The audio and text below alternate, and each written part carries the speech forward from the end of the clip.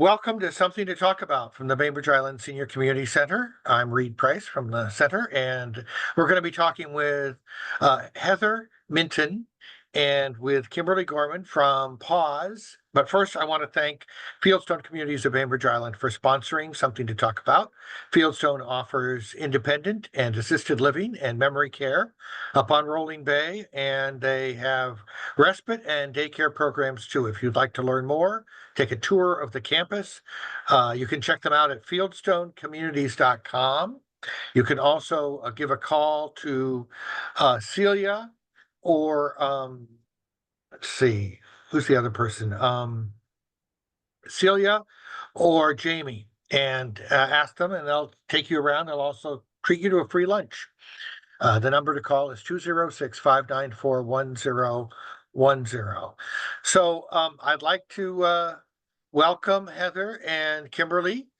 And thank you for dropping by. I'd like to just Kimberly, you are the executive director of PAWS here on Bainbridge and North Kitsap. That is true. Yeah, and newly so. I've been in the role for about 6 months. All right. And Heather, you do community outreach, is that right? I do, yes. I actually just started at the beginning of July, but prior to that, I have been a volunteer for the organization for a little over 3 years. All right. So I'm looking forward to hearing about what you're both as newbies to an old and beloved organization are bringing, and just update us, because it's been a couple years since those of us at the senior center have formally checked in with PAWS. So maybe you might get us started, Kimberly. I'm happy to do so. So I just want to expand on, you said old organization, beloved organization. And that is true that we are coming up on our 50th anniversary. So our gala this upcoming March of 2025, we will be officially 50 years old. And for a nonprofit, yes, that is quite a milestone. And it's certainly seen from the 1970s forward to going to be 2025, some really remarkable changes, both within the community and within animal welfare. So we are really honored to be part of this journey. We have a lot of new people that are on staff. But we also have a lot of people who have been part of the organization for a long time, whether they're volunteers, community members, now part of different programs, what have you. When you say beloved, it kind of makes me feel happy to hear you say that, because I have lived on Bainbridge now for 20 years, and PAWS has been part of my life in different ways. And so, yeah, it warms me to hear beloved, because that's what we hope to do, is to continue to just be part of our community and meet community needs. So thank you. Maybe you could tell us a little bit about some of the programs, the ways that you do connect with folks now and have for a while. Sure, sure. I think one of the things that's important to understand is that we do have the two storefronts actually. So we have Pleasant Beach, we have the adoption center in Pleasant Beach, and we have an adoption center in Kingston. We also have a sanctuary where we have cats that might go there short period of time for disease, in terms of they might have ringworm or they might have respiratory problems. And then, we'll work with them to get them out. We also have at the sanctuary cats that may have been traumatized, that may not be able to be in a, home environment again. But through all of those, the storefronts, it's, I don't know, it's kind of mysterious that we also have a bunch of different programs that aren't necessarily adoption related. So I want to highlight the storefronts because that's important, and we do want to have visitors come and visit us, and you'll see Heather there often. She, as a volunteer, was there, and then now is often there doing community outreach, and I'll let her talk about some programs she's working on in a second. But I think The ones that I really would like to highlight are the ones that impact community in different ways, other than having an adoption and bringing a cat into your house. We do veterinary assistance with low income individuals and families in the area. And this is a really important program for us, particularly as vet prices have increased over the years. And I don't know if you all have animals of your own, but if you do, you've probably noticed that when you've gone to the vet, that the vet bill seems even more extraordinary than it was even 4 or 5 years ago. It's definitely went up during COVID, and it's sort of continued to increase all the way around. So we're happy and excited to be able to help people that are in need, because it's already stressful enough when your animal's sick, and then to think about how much it costs on top of that, we're excited to be able to offer that help. Is that, and that must often be sort of in a crisis situation, because I'm thinking that's not the kind of thing that I think about in advance, or is it something I should be if I recognize I have a pet and I have I'm tight on cash. Yeah, that's a good point. I mean, we often, with our adoptions, we ask people like, how much do you think veterinary costs are? And it's interesting to see what people think. So we do talk about it then. But to your point, it's really hard to plan for something that you just don't know. Yeah.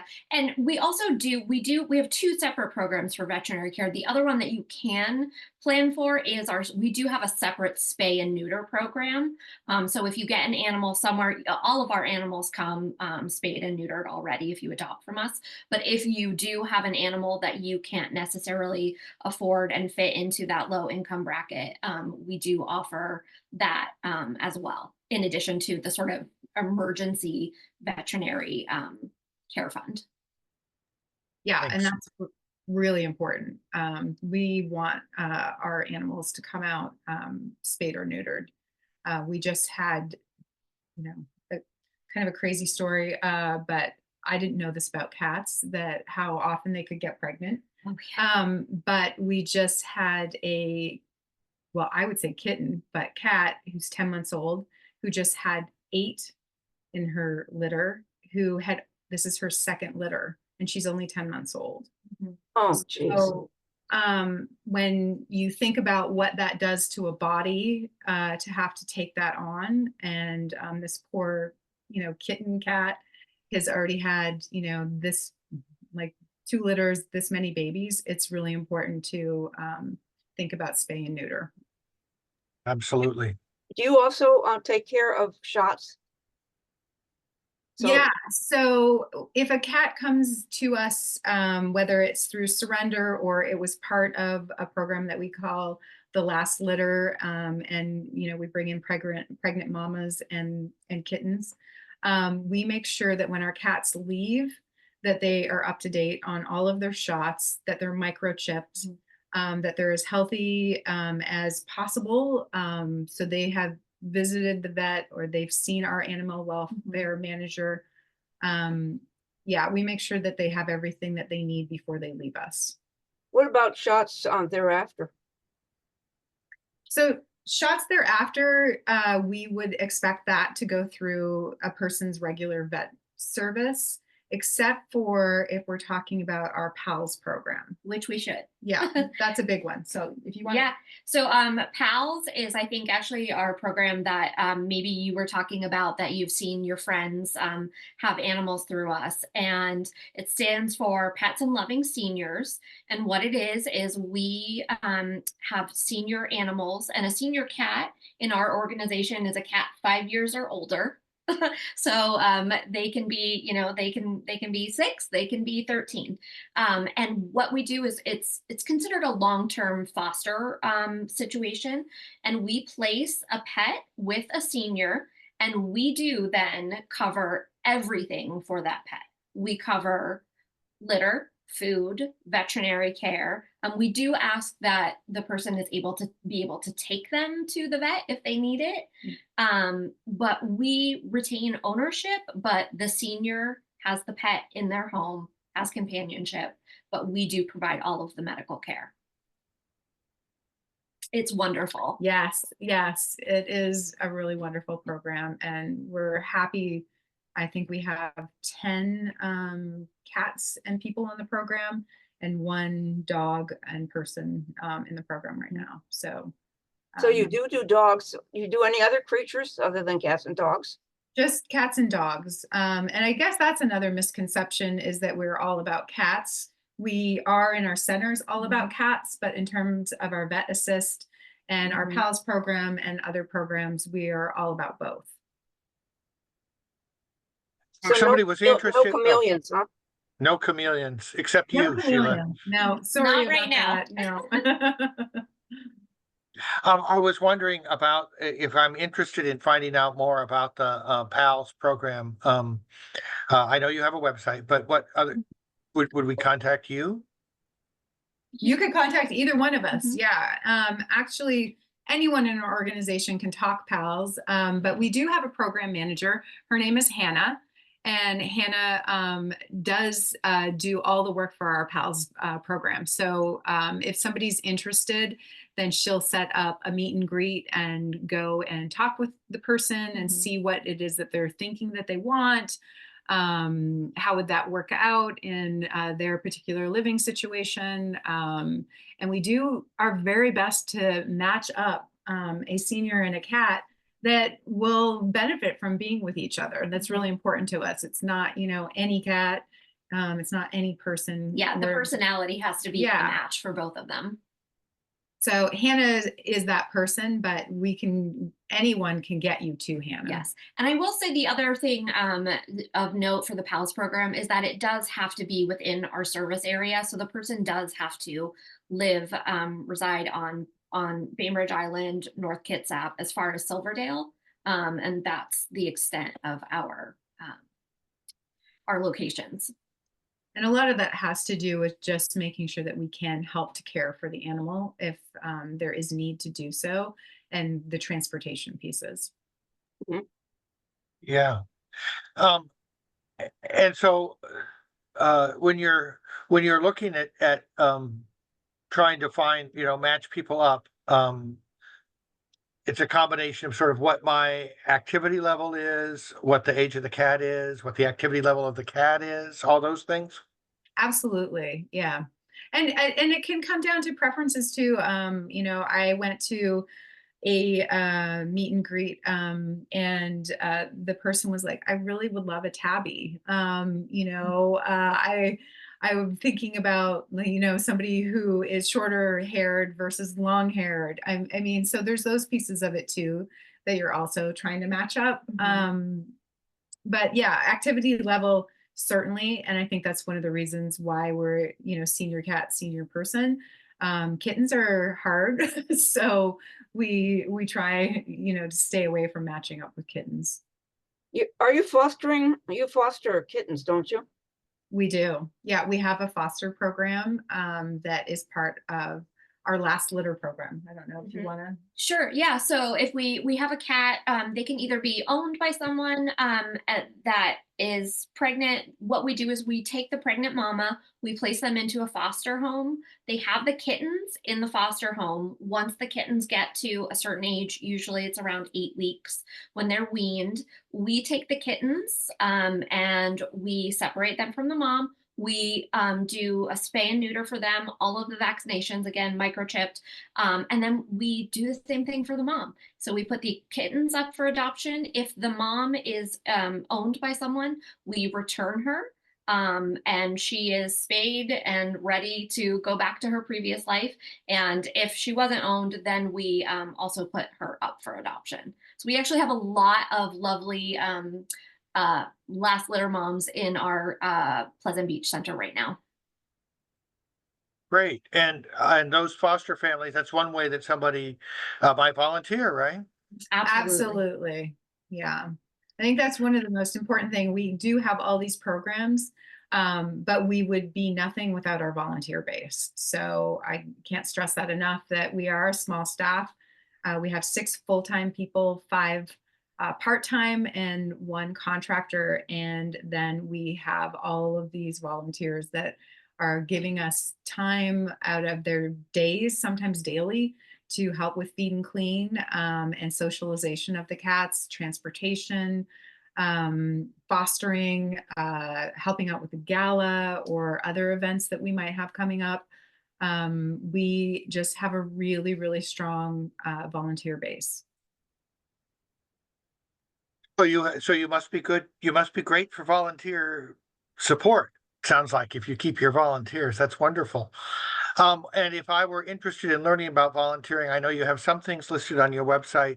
Are there things that I can do if I'm not willing or able to be somebody, a volunteer every day or every week? Absolutely. Yeah. So like we said, we have our foster families. We have our feline enrichment team, which that can be feeding and cleaning in the centers. It does not have to be every day. It can be once a week. It can be twice a month. Also, sometimes we also literally, we have people who come in and just pet the cats.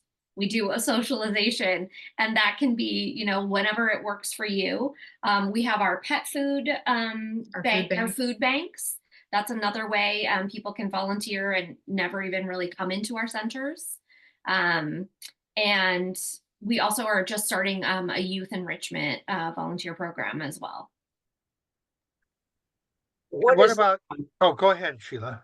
I was just wondering what that, the youth enrichment program, what's that?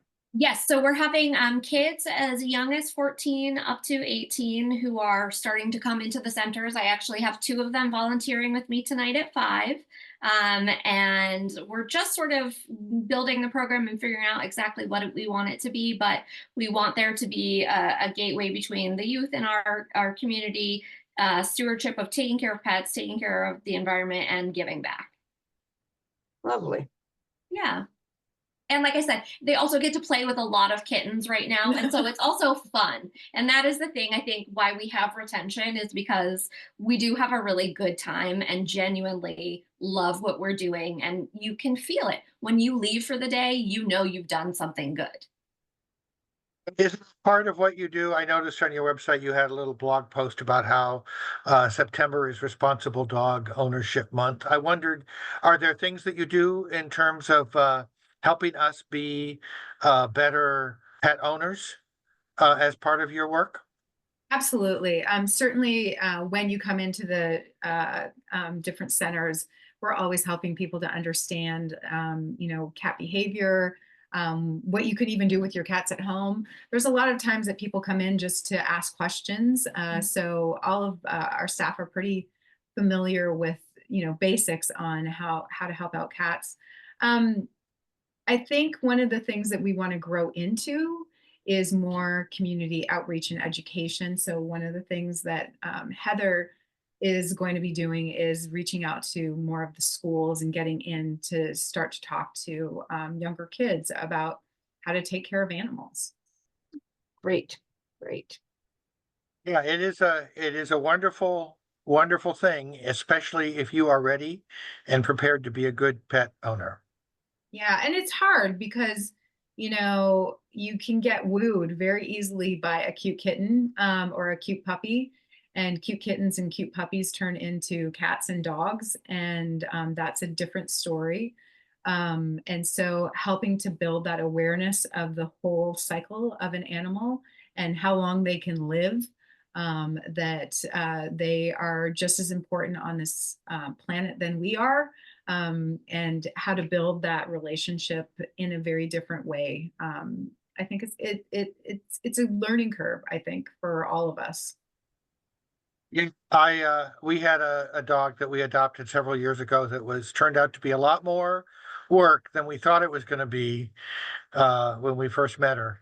And that was a challenge. It turned out ultimately great, but it was a real disruption for our family for a while. Mm-hmm.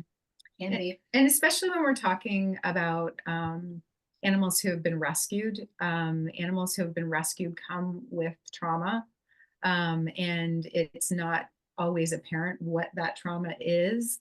And it can take a while to uncover that. And sometimes it's a lot of, perseverance of really trying to like just stick with it and know that if we continue to show love, that something, wonderful will happen, but it can take a long time, a lot of creativity sometimes. And we have had some incredible success stories as we've built up the socialization group of our team. I don't know if you want to talk about Natasha. We had, we had a cat who she was 13 and she was in our sanctuary for 4 years. 4 years. And the team decided that she had had enough of a breakthrough. This was her moment. They took her to our Pleasant Beach Center. I don't know if any of you saw her. She was a black cat and she had to have a lion shave. So she was hairless except for her big black mane and little booties. And she would just flirt with everyone who came by the window, would make eyes at them, and then you would come in and then she would get you. She would not be happy that you were there to visit her. So anyway, eventually we had a breakthrough. She found a person who was in his 90s, and he took her home. And the first night that she was there, she ended up sleeping on his bed. And we never thought this cat was going to find a home. We just didn't. Thought maybe she would be with us forever. Yeah. Yeah. And it just took, one person walking by to see her, and whatever it was, they connected, and it's That's beautiful. Mm-hmm. Yeah. That's a great story. Wow. I will give you a heads up that we have an event coming up in September. So on September 14th, we have what is called Putting for PAWS, and it's going to be at Meadowmere. And if anyone is interested, you will find on our website almost momentarily, it'll go up in the next day or two, information about that event. It is a fun, lighthearted golfing event with a dinner. So you don't have to golf if you don't want to. You could just come for the taco dinner afterwards and learn a little bit about the organization. Great. So that is in September. Oh, great. And I know that you've been talking with Sheila about joining us at the Senior Community Center on the 13th of October for our resource fair. So that will be another opportunity to find out more. And also you can visit a storefront. Yes, I am. Anytime. Yeah, I'm at Pleasant Beach Friday nights, 5 to 7 p.m. And then we've expanded our Saturday hours, 12 to 4 every Saturday. And then our Kingston Center is open on Sundays from 12 to 2. So every day of the weekend, you've got a different one to choose from. All right, make the rounds. Thank you, Heather and Kimberly, for joining us. Absolutely. We're so thrilled. Thank Okay. you.